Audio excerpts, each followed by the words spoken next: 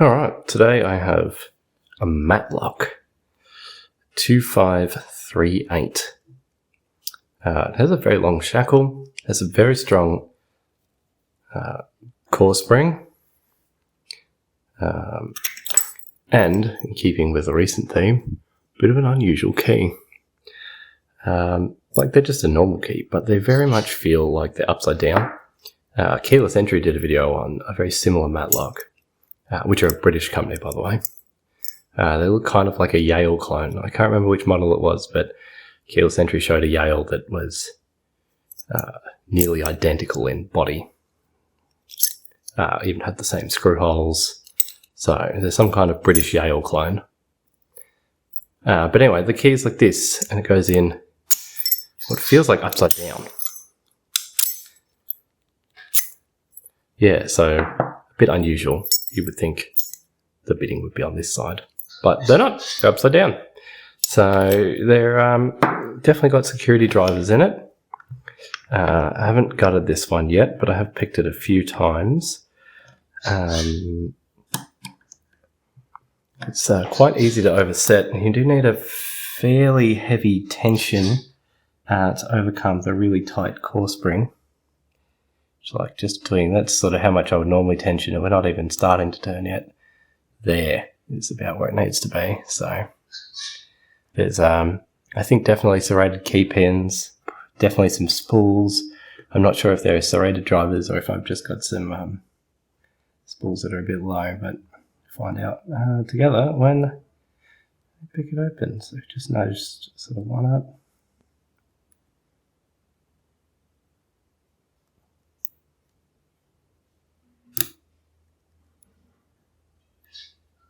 Probably take a couple of minutes to get this open. And then the one there, just gently slide that up. There we go. Sorry. Been a little bit sick recently, so.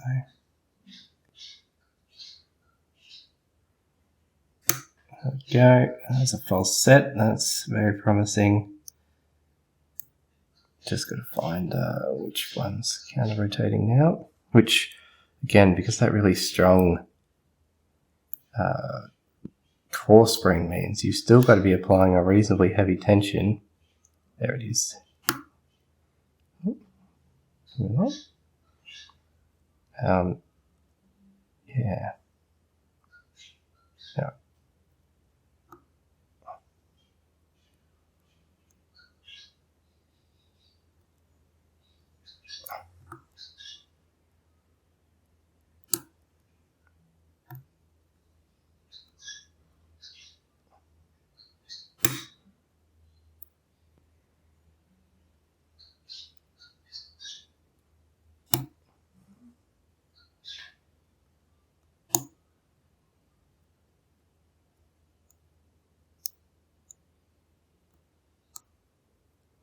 Hard to tell if you're just levering the whole core around or if it's actual counter rotation on things sometimes.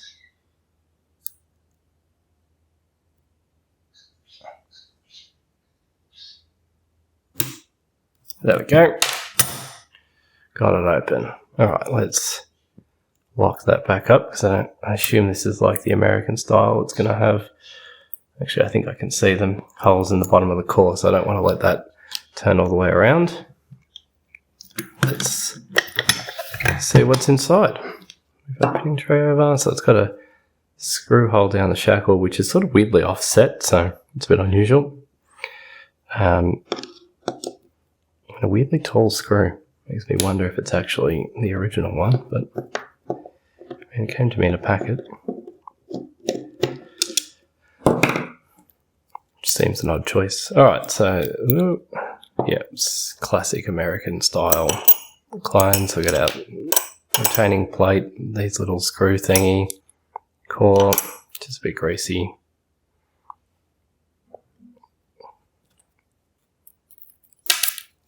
Screw. Yeah, had some not very functioning thread locker by the look of it.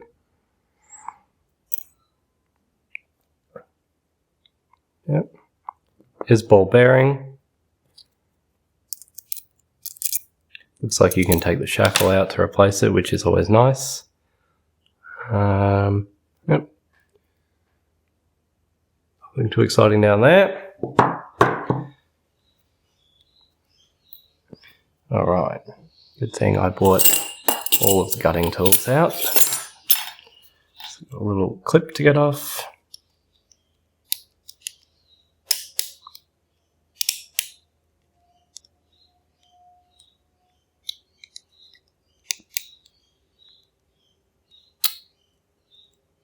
Let's turn that around. Bloody clips are the worst.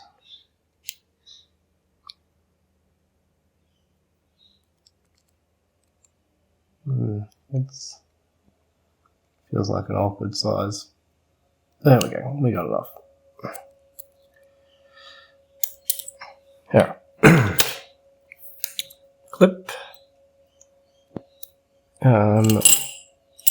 Need my small follower. Get a shim. Probably don't need a shim, but well, we might. Let's get a key.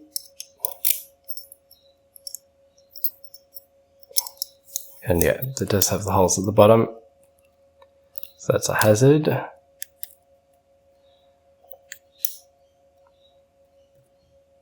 Alright.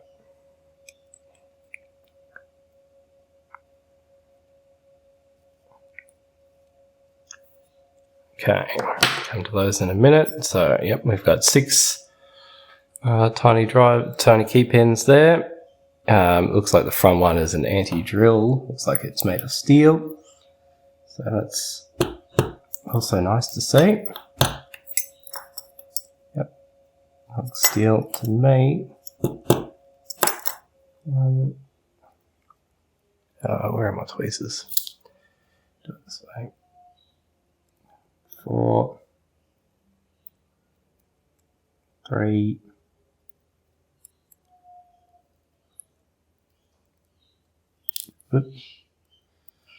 6,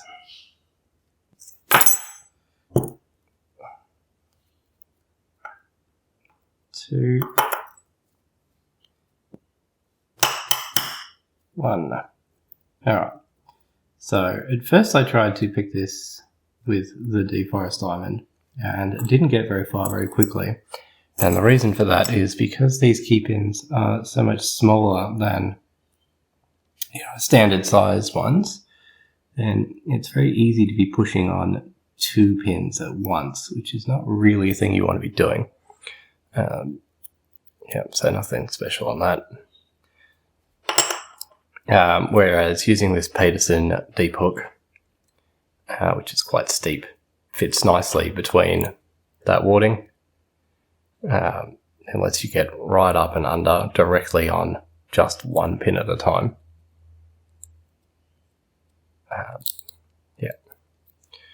So that made it a lot easier. Yeah, get the shim out. Let's see what we've got in terms of driver pins. The lip side is the front. Always easy to get these ones backwards. Oh, Jesus, that flew off into nowhere. Alright, standard pin on 1. Looks to be steel.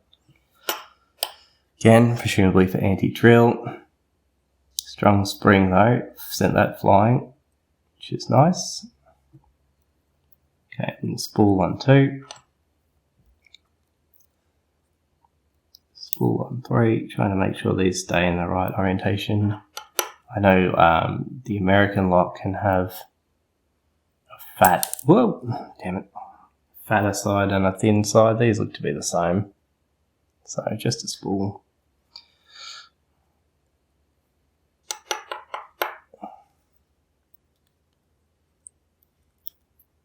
Yep.